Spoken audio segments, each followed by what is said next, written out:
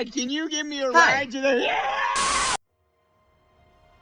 What's up guys, Tactics Maniac here with another video for you, and today we are talking about the guys of Unicorn Overlord, or ranking them as the best bro or husbando for Elaine.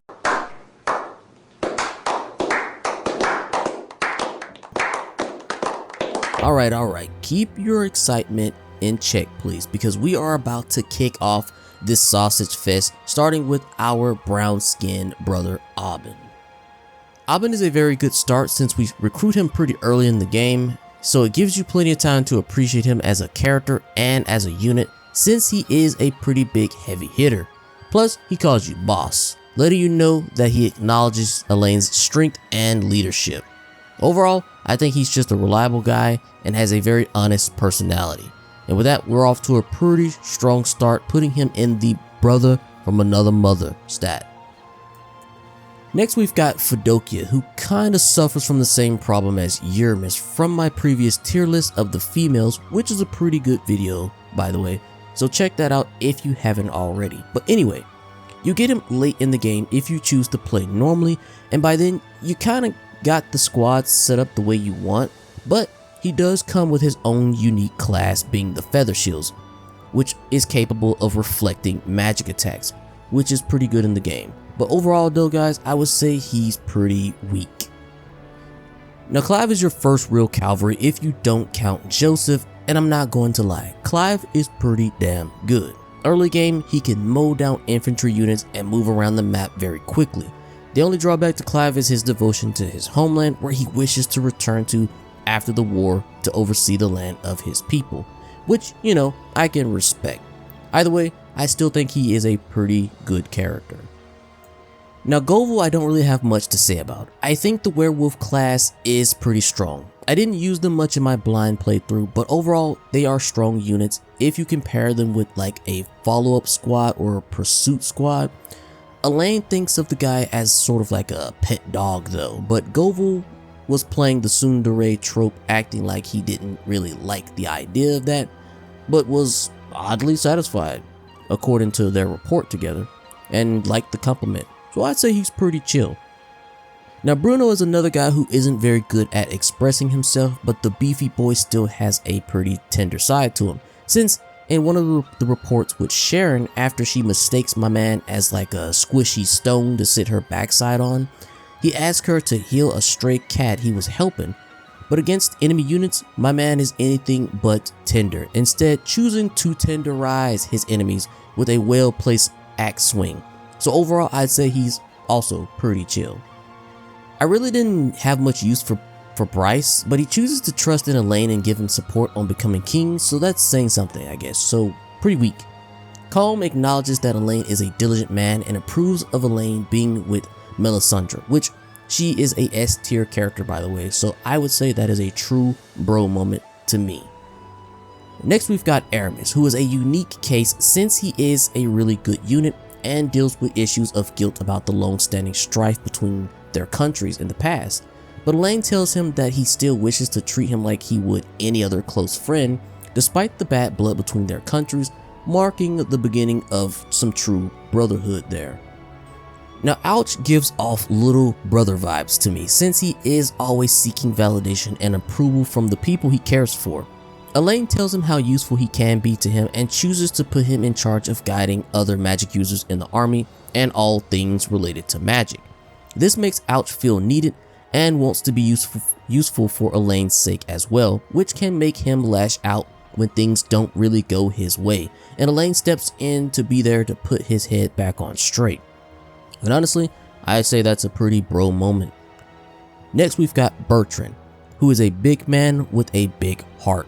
He looks out for people mainly so that he does not regret not helping, like the time when his son went off to war but never came back.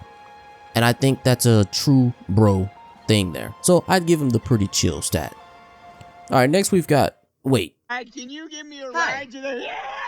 What is that thing? Make it go away! What's going on in here? Oh my god, is that a rat? Peter, hold it down, I'm getting a gun! Get him out of here. Now this guy is a true bro. I'm not the type to enjoy people who like to dick ride. Pause. But this guy really praises you to high heaven when he's sober or even drunk, and just never shuts up about how great Elaine is. I'm not even saying that having a friend who admires and respects you is a bad thing. In fact, these are the kinds of people who usually show the most loyalty in rough times. But there's just a limit to how much of a dick rider you can be, man. Either way though, I still give him the ultimate bro status.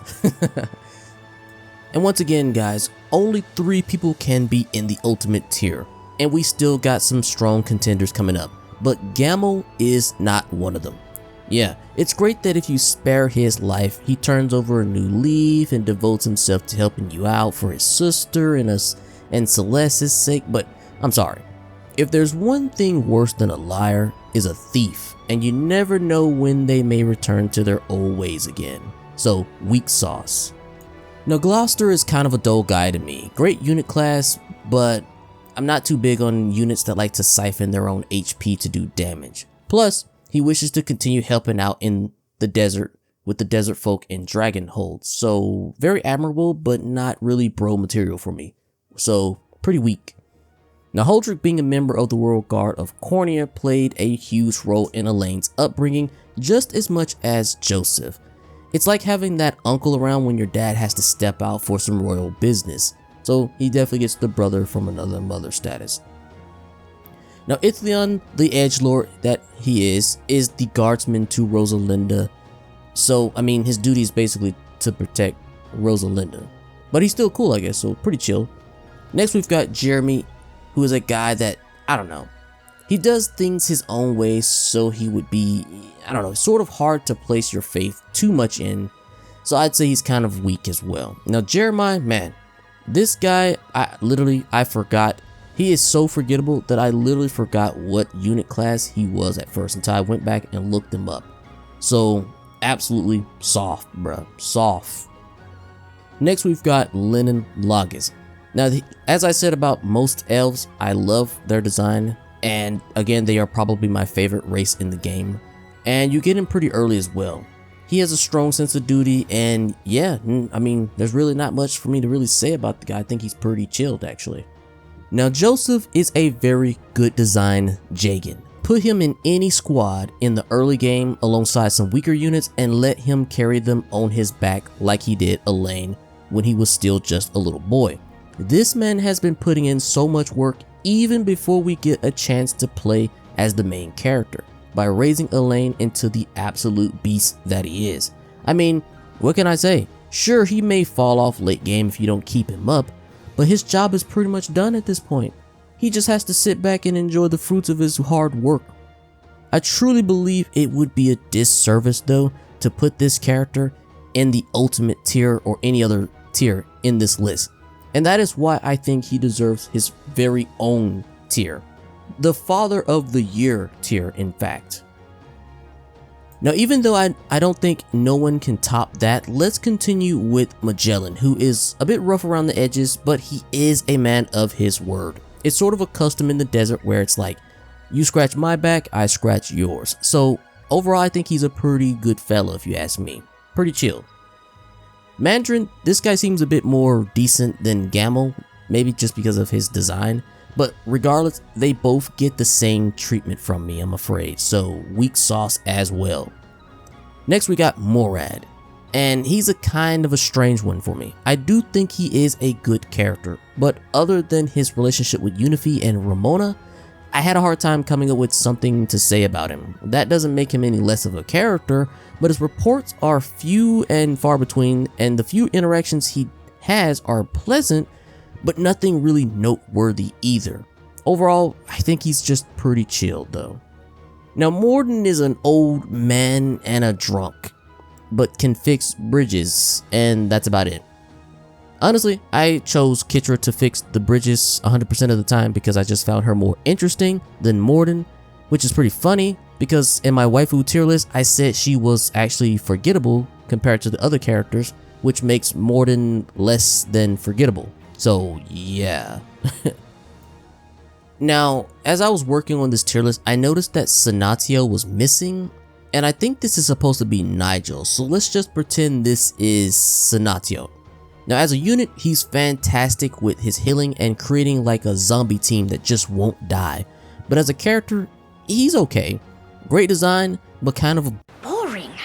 He follows you around and starts calling you the savior after Scarlet pretty much gasses us up as one and chooses to protect you from all harm and all that. But Elaine, being the independent, strong man that he is, don't need no man to protect him because he does the protecting, son.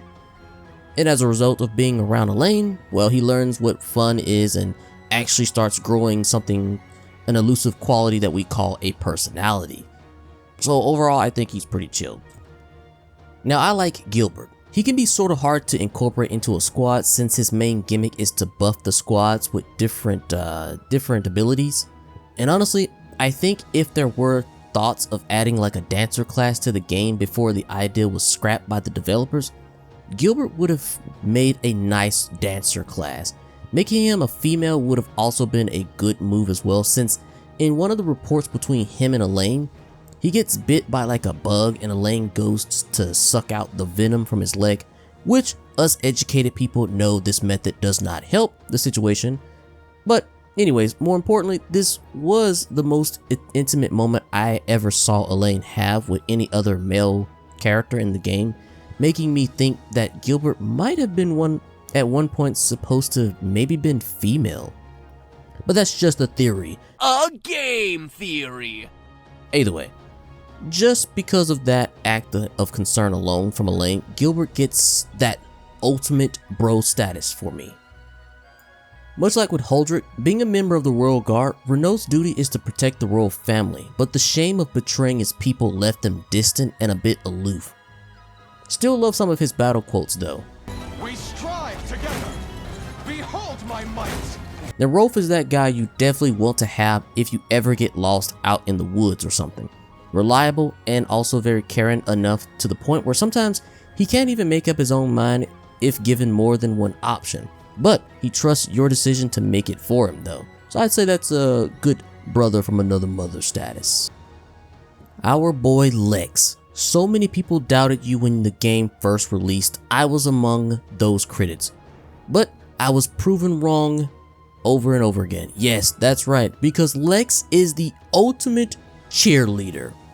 His attacks all suck except for his defender skill, allowing him to continue cheering you on from the sidelines.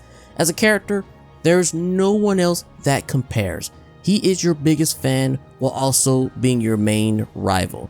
He learns how to cook for you, gives you the best advice to help widen your perspective on things, and overall, he is your childhood friend. The one time where being a childhood friend really does lead to a long-lasting relationship. Absolute ultimate bro there, if you ask me. Sorry, Travis, my man. You simply stood no chance from the very beginning. I still think scouts are not that great. You have a sister complex, and overall, you just don't give off that bro energy. Still pretty chill though. And so with that, we are done, guys. As for Elaine himself, what tier do you guys think he falls under for you? Let me know down in the comments below. Thank you guys for watching. If you enjoyed anything in the video, leave a like, and if you're feeling even a little bit more generous, maybe even consider subscribing for more on Unicorn Overlord and other RPG related topics. Sorry if it took me so long between uploads. I've been busy with a lot of real world stuff lately, but I'm back. I still have some more videos as well that I want to make for this game. So if there's anything you might want to see me do or cover, just let me know down in the comments section below. And with that, guys, I'll see you all in the next one. Peace.